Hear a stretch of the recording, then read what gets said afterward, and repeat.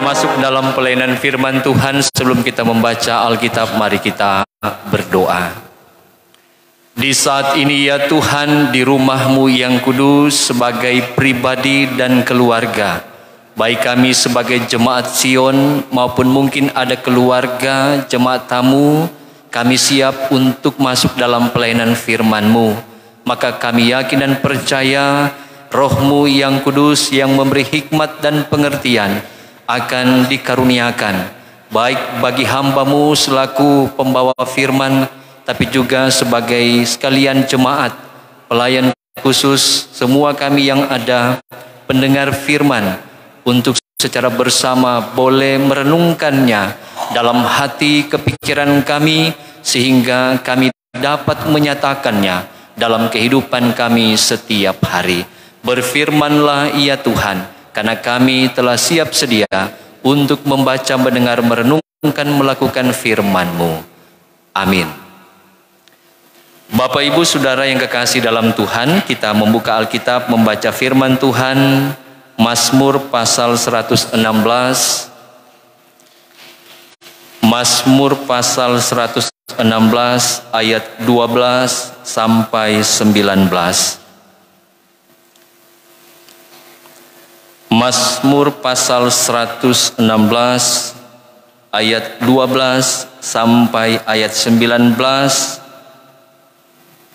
Saya akan membaca bacaan yang ditulis agak keluar, dan Kadim 2 bersama jemaat akan membaca bacaan yang ditulis agak ke dalam.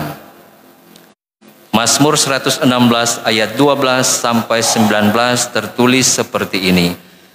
Bagaimana akan kubalas kepada Tuhan segala kebajikannya kepadaku? Aku akan mengangkat piala keselamatan dan akan menyerukan nama Tuhan. Akan membayar nasarku kepada Tuhan di depan seluruh umatnya. Berharga di mata Tuhan kematian semua orang yang dikasihinya. Ya Tuhan, aku hamba-Mu. Aku hamba-Mu, anak dari hamba-Mu perempuan. Engkau telah membuka ikatan-ikatanku. Aku akan mempersembahkan korban syukur kepadamu, dan akan menyerukan nama Tuhan. Akan membayar nasarku kepada Tuhan di depan seluruh umatnya. Di pelataran rumah Tuhan, di tengah-tengahmu ya Yerusalem. Haleluya. Demikianlah firman Tuhan. Tuhan memberkati pembacaan firman-Nya yang suci dan kudus ini. Amin. Bapak Ibu, saudara-saudara yang kekasih dalam Tuhan kita Yesus Kristus, kita akan merenungkan firman Tuhan, Mazmur pasal 116 ayat 12 sampai 19 yang telah kita baca bersama tadi, dan mengawali perenungan di malam hari ini. Tentu kita semua yang ada bangun tadi pagi, minimal ada berdoa yang isinya bisa dikira-kirakan seperti ini.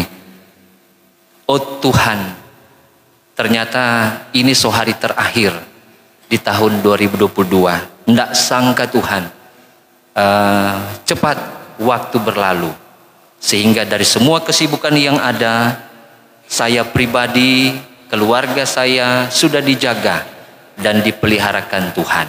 Amin. Rata-rata mungkin seperti itu, atau mungkin ada doa-doa lain, tidak apa-apa. Tapi minimal dari kalimat doa yang disampaikan tadi dapat menggambarkan kehidupan kita seorang yang percaya, yang selalu mengingat, memperhatikan, dan mau menjawab setiap kebaikan Tuhan itu sendiri.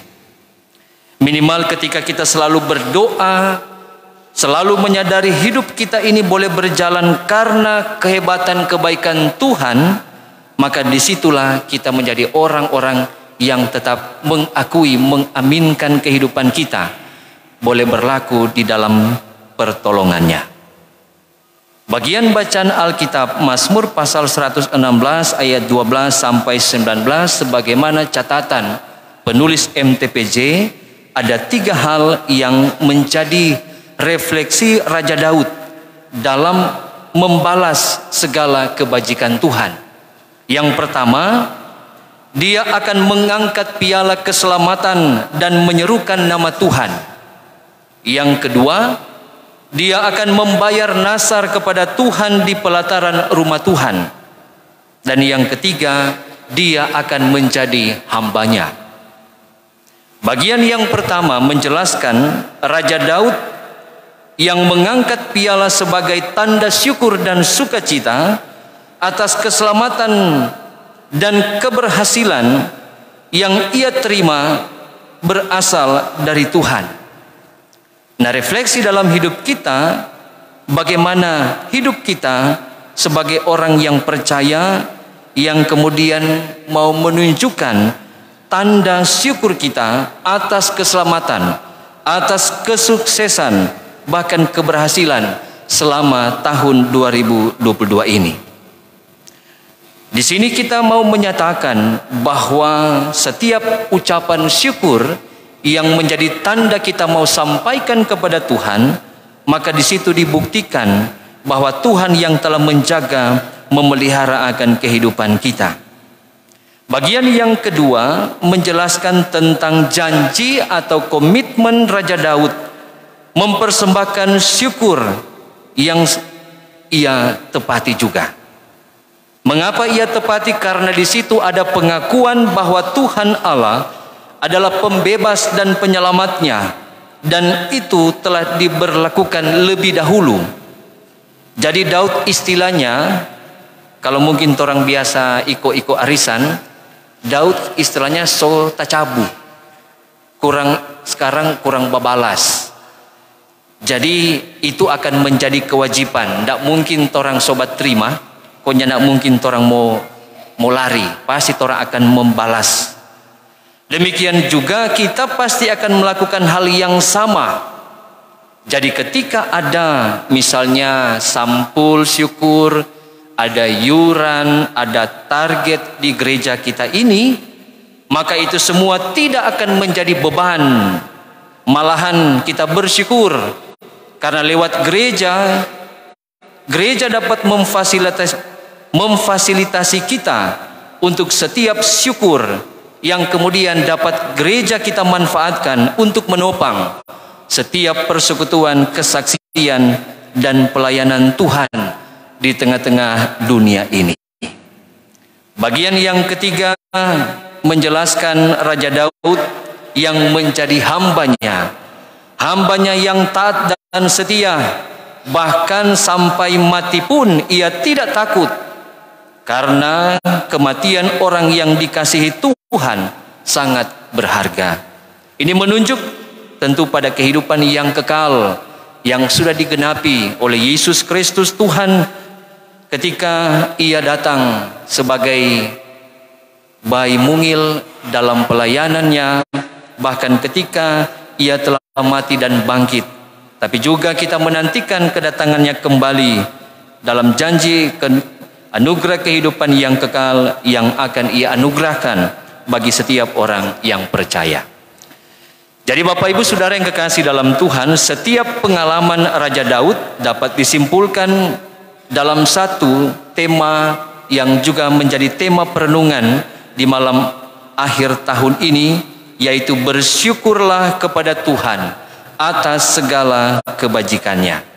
Dan itu pun berlaku bagi kita sekalian, bahwa dalam pengalaman perjalanan hidup kita di tahun 2022 yang akan berlalu ini, patut kita syukuri dan wajib kita mewujud nyatakan kewajiban itu dalam doa dan ucapan syukur yang nyata, bukan hanya sekedar janji, tetapi harus ditepati. Di tahun 2022 ini ada di antara kita yang berbahagia dengan sukses dalam pekerjaan, dalam pendidikan, dalam rumah tangga dan lain sebagainya. Ada juga di antara kita yang dalam keadaan tidak bahagia, misalnya seperti berduka cita, ada yang sakit, ada yang bergumul lainnya. Tetapi janji Tuhan yang menghibur, yang menyembuhkan dan memulihkan serta memberikan jalan keluar tetap kita rasakan, kita nikmati, karena Dia adalah Tuhan yang kita percaya, adalah Tuhan Allah yang Immanuel, yang menyertai kehidupan kita. Atau mungkin ada yang prihatin dengan keadaan bangsa kita, bangsa Indonesia yang kita cintai, di mana ada di beberapa tempat yang beribadah Natal, ada yang dilarang, ataupun hal-hal yang lain, termasuk juga prihatin dengan bencana alam yang masih terjadi di negara yang kita cintai ini. Tetapi kita percaya negara tidak akan tinggal diam dengan berbagai ketidakadilan tersebut, termasuk juga dalam menopang mereka yang dalam keadaan berkekurangan, yang membutuhkan pertolongan dengan bencana yang ada. Kita tetap berdoa untuk pemerintah agar supaya negara kesatuan Republik Indonesia yang adalah harga yang mati dalam bingkai Bhinneka Tunggal Ika, dalam dasar Pancasila dan Undang-Undang Dasar 45 tetap diberkati oleh Tuhan. Juga yang semua kita telah lakukan, baik sebagai masyarakat yang terus menopang dalam kepelayanan pemerintah yang ada, tentu semakin kita giat agar supaya bangsa ini semakin baik dalam kita memasuki di tahun 2023 nantinya. Karena itu Bapak Ibu Saudara yang kekasih dalam Tuhan, marilah kita senantiasa berpengharapan dan teguh dalam iman kepada Yesus Kristus Tuhan, bahwa semua yang telah terjadi akan menjadi pengalaman hidup kita masing-masing. Setiap hal-hal yang tidak baik, mari kita evaluasi dan introspeksi diri untuk supaya di tahun depan kita akan melakukan hal-hal yang baik. Dan untuk hal-hal yang baik yang sudah kita lakukan, tentu kita semakin tingkatkan, tetap melakukannya, melakukan yang lebih baik lagi. Saat kita akan memasuki tahun yang baru, tentu kita terajak untuk tidak pernah melupakan segala kebajikan Tuhan. Janganlah kita menjadi seperti orang-orang lain yang pura-pura lupa atau tidak lagi mengingat akan segala kasih dan setia Tuhan. Kebajikan Tuhan harus kita syukuri, sekaligus kita lanjutkan dalam kesaksian dan dalam pengajaran secara berulang-ulang, agar supaya kehidupan pribadi, bahkan dalam kehidupan keluarga kita, orang tua terhadap anak cucu, sebaliknya anak-anak dan cucu-cucu senantiasa mendengarkan apa yang dinasihatkan. Semua ini menjadi bagian yang menyenangkan hati Tuhan. Kita semua menjadi orang percaya yang sejati, yang kemanapun kita pergi dan berada, senantiasa menunjukkan kehidupan yang menyenangkan hati Tuhan. Dalam Wahyu pasal 15 ayat 3b dan ayat 4 dituliskan seperti ini. Besar dan ajaib segala pekerjaanmu, ya Tuhan Allah yang Maha Kuasa. Adil dan benar segala jalanmu, ya Raja segala bangsa. Siapakah yang tidak takut, ya Tuhan, dan yang tidak memuliakan namamu? Sebab Engkau saja yang kudus, karena semua bangsa akan datang dan sujud menyembah Engkau, sebab telah nyata kebenaran segala penghakimanmu. Dia Tuhan Allah kita yang mengetahui segala sesuatu, termasuk apa yang telah kita alami, yang sementara kita alami, dan yang akan kita alami. Bawalah dan serahkanlah kehidupan kita, keluarga kita, yang selalu bersyukur kepadanya, maka keberkatan Tuhan dalam kekuatan, kemampuan, dan kesehatan akan kita nikmati di tahun 2023, tahun baru, tahun berkat dan rahmat Tuhan. Dan juga akan menuntun kita, orang-orang yang percaya, dalam menanti-nantikan kedatangannya kembali.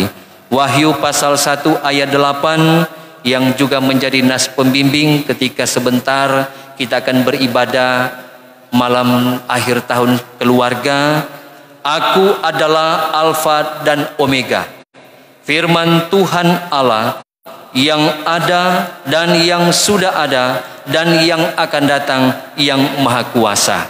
Itulah Tuhan yang kita imani, yang tidak akan pernah lekang oleh waktu, tetapi senantiasa menjaga, menuntun, memelihara kehidupan kita sekarang ini, bahkan sampai selama-lamanya. Amin.